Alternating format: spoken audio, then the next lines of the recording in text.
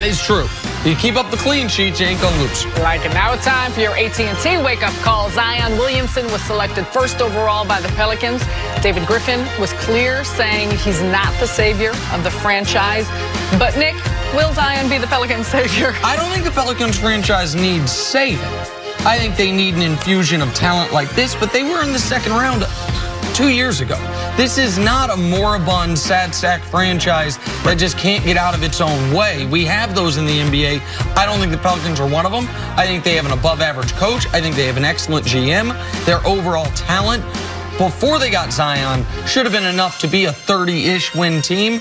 But what he will be is a savior for the fan base when it comes to excitement after the emotional devastation of losing Anthony Davis. There's a number of things that the Pelicans need. They needed a credible general manager like David Griffin to be able to run it. They needed someone to put together an Anthony Davis trade that'll get him out of that locker room so that they can build around Drew Holiday and the rest of that roster. They got a couple NBA starters in the trade, and now they have one of the brightest guys that we've seen. And we believe that I believe that the coach is a little underrated. I do believe that he will fit the style for which Zion needs to play, because he will challenge Zion to play defense. And Zion doesn't need that. Right. But that's the way you start your NBA career. Get out on the break, playing some defense. The other skills will come with that. So I think he's in a great spot. Moving on to the number 2 overall pick, Ja Morant was selected second by the Grizzlies. He will be the man in Memphis after they traded Mike Conley. So, see, what do you expect from Ja as a pro? I expect him to be very, very exciting basketball player. I worry about his overall health. He's a small guy, and when you play the style that he does, you're going to be a high flyer. You end up on the ground a lot. So I want to watch how his body improves. Watch the pressure that they put on him. But he has, to me, the style that transfers over to the NBA. Wide open. He's a great passer, the best passer that we had in this year's draft. So those skills, I believe, transfer immediately. I'm just concerned about the amount of minutes he's going to play as a young player and the pressure. A lot of pressure taken over from Mike Conley. Yes. He and Marc Gasol, 2 best players in Grizzlies franchise history, and really defined that era of Grizzlies basketball. He is an excellent three-point shooter on the right side of the court, over 40%, and he's an excellent deep three-point shooter, a la Damian Lillard, a guy that will pull up from far, which is an important skill in today's NBA. We know he can pass. We know he can fly. He's the number 1 pick in 40% of the last 20 NBA drafts. He's just not the number 1 pick because of Zion. To me, he is the other, no doubt, can't-miss guy in this draft. Grizzlies are thrilled. Finally, let's talk Kevin Durant. He's still trying to figure out what he is doing next season. According to reports, the Warriors are considering offering KD a delayed sign-and-trade option, which would keep him in the Bay Area while he rehabs. Nick, does this make sense for Kevin? I don't understand this at all. It makes sense for the Warriors, right, because the Warriors have Steph at $40 million. Clay's about to be at 30 plus. Draymond and Iggy combined for 35. There's your whole salary cap. And when Iggy retires, assuming you keep Draymond, he's going to want 30. There's your whole salary cap once again. So what doing this for the Warriors would allow is you get something back for Kevin Durant.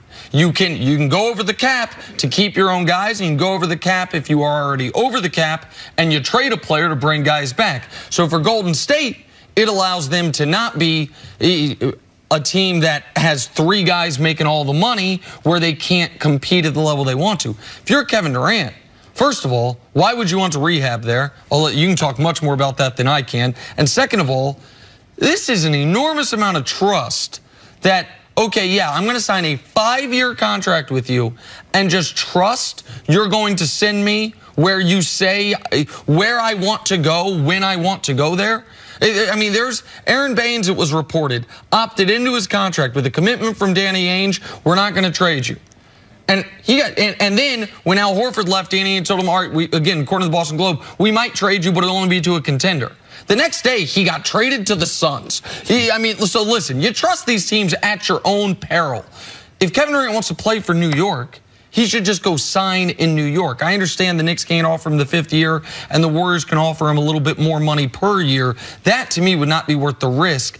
Not even to mention, if you do this, whatever team you go to is weakened because they have to give up assets to get you. For all these reasons, it might make sense for Golden State, To me, it makes no sense for Kevin Durant. To me, this is the Hail Mary for Golden State.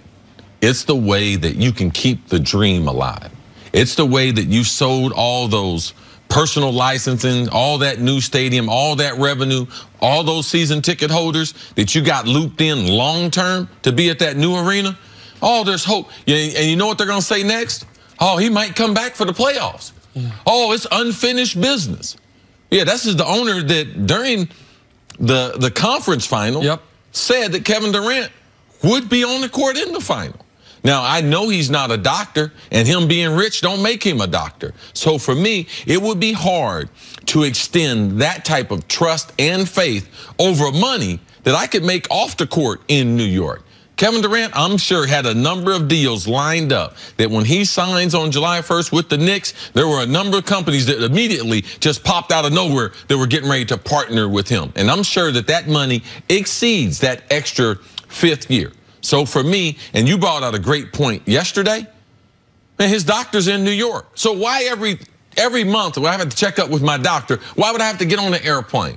Compared to being with the Knicks, which I believe he is, or with the Nets, where their team doctor is the one that took care of him with his foot surgery and took care of this Achilles rupture surgery. So to me, it does not make sense, and it's not in Kevin Durant's best interest to sign back up, because let's just imagine this. If he does sign that deal, in about 10 months, what kind of pressure is Kevin Durant as a competitor going to put on himself to be on that basketball court? Again, same thing. It's worse this time because now you've ruptured it, and if you ruptured it once, it can definitely be ruptured again, Sarah. How much, which all of these are excellent points, I think the biggest thing is the depleted roster that you would be going to, which makes it really, there's a lack of any understanding because you would be going to a weakened team. But Nick. And that was just real quick before you move on from that point. That was the criticism Carmelo dealt with. Remember, Carmelo, everyone said just wait a year and you can go to New York and then keep their players. Yep. But Melo wanted the max from Denver, wanted all of it. Yep. And what ended up happening was the Knicks trade away Gallinari picks. They trade away guys that could have helped Carmelo compete here in New York. And that's one of the reasons that Carmelo era was, for a lot of people, a failed era. Sorry to interrupt, but I think that is a pretty apples to apples example. But with all of that, the point about his rehab, and see, you've dealt with rehab, dealt with coming back from injuries. Now at this point, as he's looking at different teams, and even Golden State taking into account of that, how much of his decision for where he wants to be for the next 4 years, 5 years, factors in to what that performance staff is like, what the medical staff is like, and how much trust he has in that as opposed to maybe what team or what roster that he wants to fit in with. Kevin Durant said it's always been, since he signed with the Warriors, it's been the Warriors and Kevin Durant. What do you think? You think this injury is going to bring them together? Like, he's not going to get on the basketball court with them ever again. So just imagine Kevin Durant in his overall rehab in the pool that it would have on the younger players on the roster. RJ just got drafted by the Knicks. Imagine him watching Kevin Durant. Imagine Kevin Durant giving him tidbits as he grows in his rookie year. So there's still, for Kevin Durant, no matter where he is, say Brooklyn, with the team that they have. Imagine that team trying to get to 45 wins potentially that we might be able to get in. Imagine how that team would feel. So whatever his future is going to be, he's better off going there now because it's only going to help the team, because there's nothing from a compensation, and I don't believe anything gets the Warriors, Steph Curry, Klay Thompson. Klay Thompson, his overall rehab is going to be viewed totally different because he is a Warrior. And Kevin Durant, even though it was a heroic, a Warrior act, him trying to get back out there with his teammates, he will never be painted in the same with the same. What did he say himself? It's always been the Warriors and Kevin Durant. Why he'd want to be there almost as a lame duck player in this scenario. If he wants to stay a Warrior forever, God bless. Then sign the 5-year deal to be a Warrior forever, fine. But this, to me, would be ridiculous on his end. And last point on this, I also don't know that 5th year is a huge carrot for KD. Because of his age, I think I could make, even if I were his agent, if I were Rich Kleiman, I would be making the argument financially. Signing a 4-year deal with an option after the 3rd year sets you up more in your mid-30s to get one more max deal, as opposed to a 5-year deal when someone where even if you have opt-out after 4. I haven't even looked at that. You're a year older, and now you're 35-year-old And Kevin we know Durant. he's a gym rat. Right. You're a 35-year-old Kevin Durant asking for a 4 or 5-year deal as opposed to a 34-year-old Kevin Durant asking for a 4 or 5-year deal on your last deal. So I don't even think that extra year is that important because I don't think Kevin Durant looks at this as his last contract. I think he looks at this as his second to last major contract, and the earlier you can get to that next one, even if it's in the exact same city, financially could be better for you. Makes a lot of sense. All right, coming up, could Patrick Mahomes have back-to-back MVP seasons? That's next on First Things First. When we come back from vacation,